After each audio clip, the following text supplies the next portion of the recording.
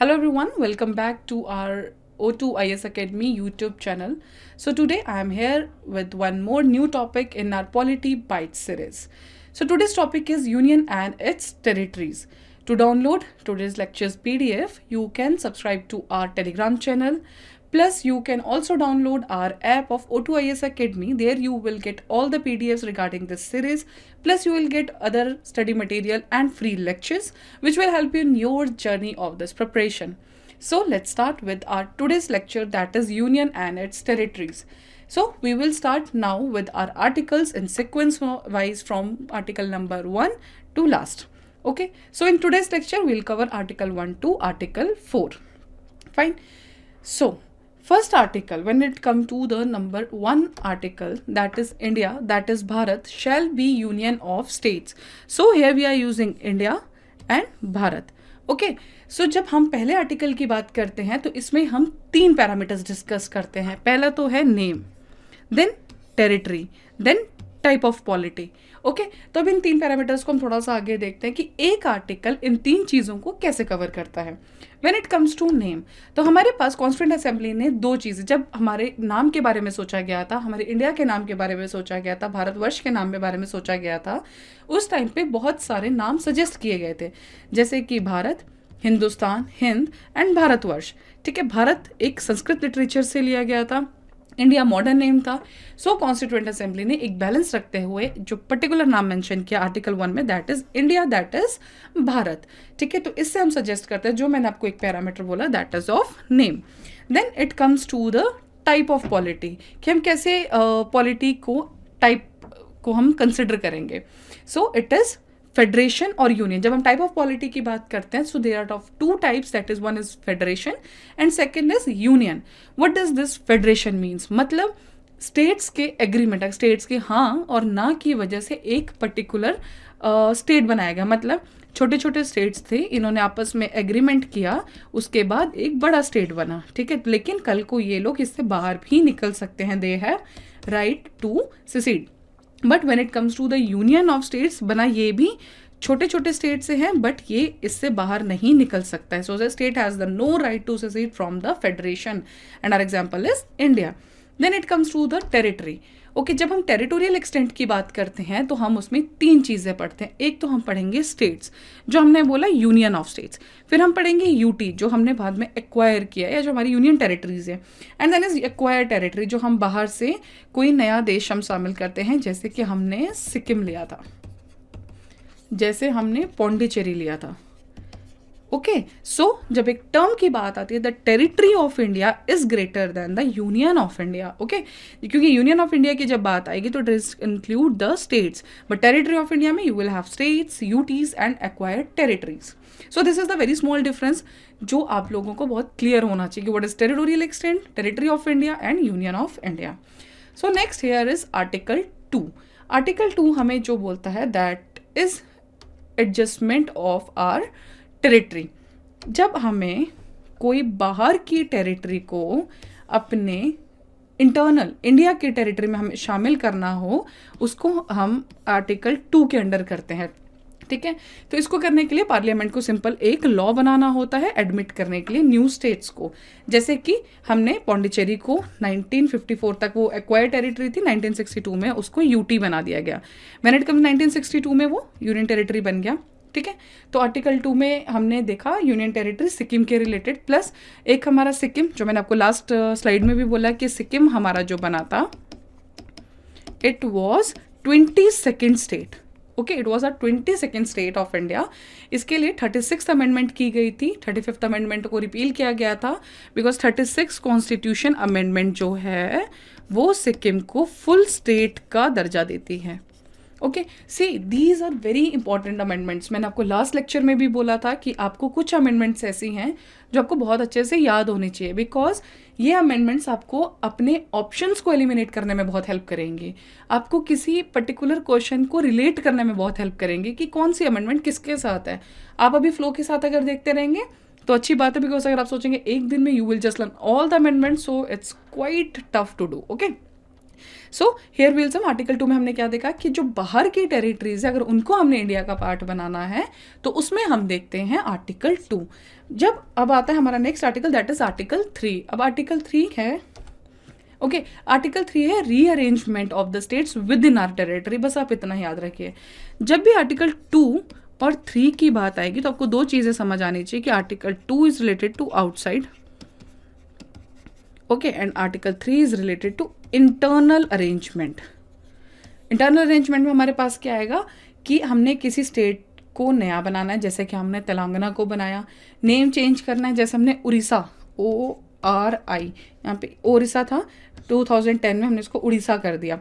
Name change करना है, boundaries रीचेंज करनी है, सुटेबल लॉ, मतलब अपनी जो हमारी टेरिटरी है, एक इंटरनल टेरिटरी है, उसके अंदर जब भी हमने कोई चेंज करना है, इसको डिवाइड करना है या इसको एक्सटेंड करना है, वो होगा हमारा आर्टिकल 3 के अंडर। एंड एक चीज इसमें जो सबसे इंपॉर्टेंट पॉइंट है, आप इस चीज को ध्यान रखेंगे, दैट इज इस बिल को इंट्रोड्यूस करने के लिए हमें प्रेसिडेंट का जो रिकमेंडेशन है that is very much important. Okay, prior recommendation of the president is important for this particular bill. Okay, इसके बाद मैं आपको एक प्रोसेस बताती हूँ। तो वह प्रोसीजर कैसे स्टार्ट होता है अगर हमें कुछ भी ऐसा ऑल्ट्रेशन करना, how will the bill starts. So bill किसी भी हाउस में प्रेजेंट किया जा सकता है, बट सबसे बड़ी बात क्या है कि प्रेसिडेंट का रिकमेंडेशन होना चाहिए। अगर किसी स्टेट की बात है, अगर हम ये जो हमारा ऑल्ट्रेशन है that is related to our state, उसमें हम पर्टिकुलर स्टेट को भी वो नोट भेजेंगे। अगर विद इन जो टाइम डिसाइडेड होगा उसके अंडर अगर स्टेट ने आंसर दे दिया then it's well and good, otherwise जो पर्टिकुलर रेजोल्यूशन है उसको पास्ड कंसिडर किया जाएगा। जो हमारा स्टेट उस बात पे अपना जो भी ओपिनियन देगा that will not be a binding. ठीक है, वो पार्लियामेंट की मर्जी है। जो फाइनल पावर है इसमें वो किसके पास रहती है, that is with parliament only, कि उसको एक्सेप्ट करना है या नहीं करना है। ठीक है, एंड जो बिल पास होता है it pass with the simple majority. आपको टाइप्स ऑफ मेजोरिटीज में भी पता होना चाहिए कि कौन सी मेजोरिटी के अंडर कौन सा बिल पास किया जा सकता है। वैसे हम बाद में इस सीरीज में भी इसको कवर करेंगे, but for the time being simple majority से हम इस पर्टिकुलर स्टेट वाले लॉ को पास करते हैं। Okay, now there is a very famous, मैंने आपको कल बोला था कि कुछ कमिटीज, कुछ केसेस हैं जो आपको बहुत हेल्प करेगा। ठीक है, so there is a Berubari union case 1960। Berubari एक जगह थी which was disputed between West Bengal of India और था पाकिस्तान के साथ। सो ये बहुत बड़ा केस है, लेकिन उसमें ये चीज़ बोली गई थी कि no cession of the territory could be made without a constitutional amendment. इसीलिए जो इस पर्टिकुलर जो ये टेरिटरी है, आपको इतना डिटेल में जाने की जरूरत नहीं है, बट इस टेरिटरी के बेरुबारी टेरिटरी के लिए 9th कॉन्स्टिट्यूशनल अमेंडमेंट की गई थी। इसमें यही इंपॉर्टेंट है सिर्फ। एंड ये केस कब हुआ था, 1960। बाकी आपको मैंने पहले भी कहा है कि जो आप अपने केसेस हैं उनको आप कहीं पे लिख के एक ब्लैंक शीट छोड़िए और उसमें आप केसेस के जो जो किस सिम्टम्स में कौन से आर्टिकल के साथ क्या चेंज हुआ है, कौन सा केस एसोसिएटेड है, आप ज़रूर लिखिए, बिकॉज ये आपको मेंस में बहुत हेल्प करेगा, बहुत बहुत ज़्यादा हेल्प करेगा पॉलिटी के आंसर्स में। Okay, so now comes the article 4 of our constitution. इसमें सिर्फ एक ही चीज़ लिखी गई है कि अगर आर्टिकल 2 और आर्टिकल 3 में कोई भी चेंज किया जाता है इंटरनल एक्सटर्नल दोनों में, उसको कॉन्स्टिट्यूशनल अमेंडमेंट नहीं बोला जाएगा अंडर आर्टिकल 368। कॉन्स्टिट्यूशनल अमेंडमेंट करने के लिए जो हमारा आर्टिकल डिसाइडेड है that is article number 368 in our constitution. तो अगर सेकेंड और थर्ड में कुछ भी चेंज किया जाएगा, कोई स्टेट या कुछ एक्सटर्नल टेरिटरी के साथ हम कुछ भी चेंज करेंगे, so it will not be the part of this constitutional amendment. So these are article 1 to article 4। Now we will see छोटा सा एक प्रोसीजर कैसे कैसे स्टेट्स बने थे। जब 1950 में हमारे कॉन्स्टिट्यूशन में जो मेंशन था that was part ABCD parts of our states.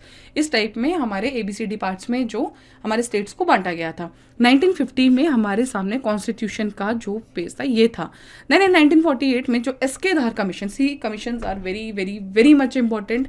कौन सा कमीशन किसके साथ एसोसिएटेड है, उसमें क्या बोला गया है, जो मेजर पॉइंट है एटलीस्ट आपको वो ज़रूर पता होना चाहिए। सो SK धार कमीशन ने लिंग्विस्टिक बेसिस को कि लैंग्वेज के आधार पर स्टेट्स को बांटा जाए, ये रिजेक्ट कर दिया था। Okay, so this was rejected. बाकी JVP कमेटी में ने भी लिंग्विस्टिक फैक्टर को रिजेक्ट कर दिया था। उन्होंने कहा था कि स्टेट को जो ऑर्गेनाइज किया जाएगा वो सिक्योरिटी, यूनिटी, इकोनॉमिक प्रॉस्पेरिटी के बेसिस पे किया जाएगा, language will not be the part. लेकिन उसके बाद में बीच में जो पहला स्टेट, दिस इज इंपॉर्टेंट, बहुत बार आपको ऑप्शंस में, क्वेश्चंस में मिलेगा कि which is the first state to be made on the basis of the linguistic basis. Okay, so that was Andhra Pradesh and which was made in 1953। Okay, so this is important. Next is Fazal Ali commission. इन्होंने इसमें linguistic को एक parameter consider किया था कि this can be the one of the parameter to classify the states. Okay, लेकिन other factors भी थे. So one was linguistic and cultural homogeneity. बाकी था वही unity and security of the nation, economic, financial, administrative consideration, planning of the welfare of the people. और इन्होंने 27 state में को रीऑर्गेनाइज किया था 16 स्टेट्स और 3 यूनियन टेरिटरीज में. Okay, so we will see the. उसके बाद हमारे पास क्या आया था, स्टेट रीऑर्गेनाइजेशन एक्ट, जो हमारा आया था 1956. See when it will come to the state reorganisation act, you should know a proper chronology. Okay, ये बहुत इंपॉर्टेंट है कि प्रॉपर क्रोनोलॉजी आपको पता हो कि कौन से ईयर में कौन सा स्टेट और कौन से नंबर पे बना है. ये आपको तीनों चीज़ें पता होना चाहिए उसी सीक्वेंस में. ठीक है, जो ये मैंने यहाँ पे सीक्वेंस मेंशन किया, जब आप ये PDF डाउनलोड करेंगे you should know this particular sequence in this. Okay, so 1960 में बॉम्बे को बनाया गया 2 पार्ट्स में, that is Gujarat and Maharashtra. 1963 में Nagaland, this was our 16 state. Okay, same Shah commission, ये आप सबको वैसे भी पता होगा, जब भी हम पंजाब और हरियाणा की बात करते हैं तो ये शाह कमीशन इंपॉर्टेंट हो जाता है 1966 में. ओके, देन 1971 में HP, दैट वाज 18th. 1972 में मेघालय, त्रिपुरा एंड मणिपुर. ठीक है, पहले हम नॉर्मली बॉम्बे से स्टार्ट, बॉम्बे और नागालैंड सबको याद रहता है. Then comes to Punjab, Haryana, HP, hilly state में आप ले लो. फिर ये नॉर्थ ईस्ट में चले गए, तो नॉर्थ ईस्ट में 1972 से सिक्किम भी आप याद रखिए. 1987 में Mizoram, Arunachal Pradesh, Goa.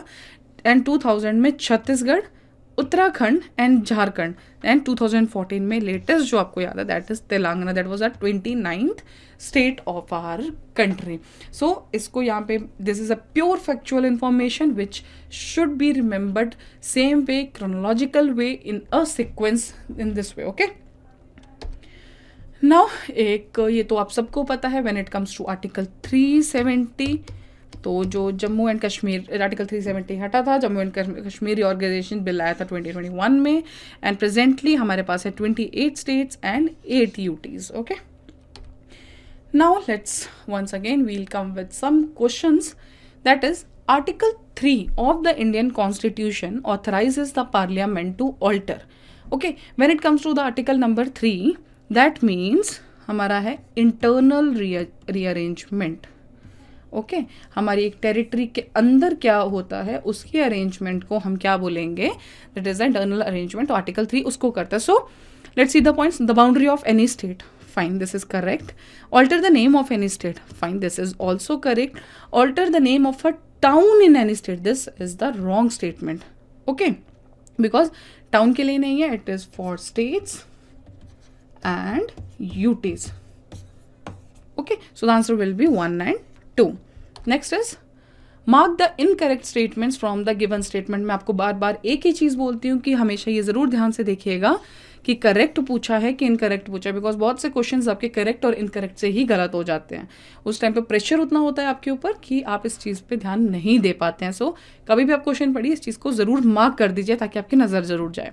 So Indian federation is not the result of an agreement among the states. Fine, हम ये हमने स्टार्टिंग में ही पढ़ा था कि हमारा जो है it is union.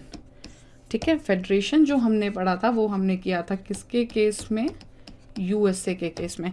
Okay, 5th and 6th schedule contain special provisions with respect to the administration of scheduled areas and tribal areas. Last lecture में हमने शेड्यूल्स ही पढ़ा था, उसमें मैंने आपको बहुत क्लियरली 5th और 6th शेड्यूल समझाया था, तो उसमें ये भी सही है, ये भी सही है. Article 2 deals with the admission and establishment of the new states. Yes, admission and establishment मतलब आउटसाइड वाला जो कंसेप्ट था वो इसमें था. Article 1 described India is a federation of states. No, India described as union.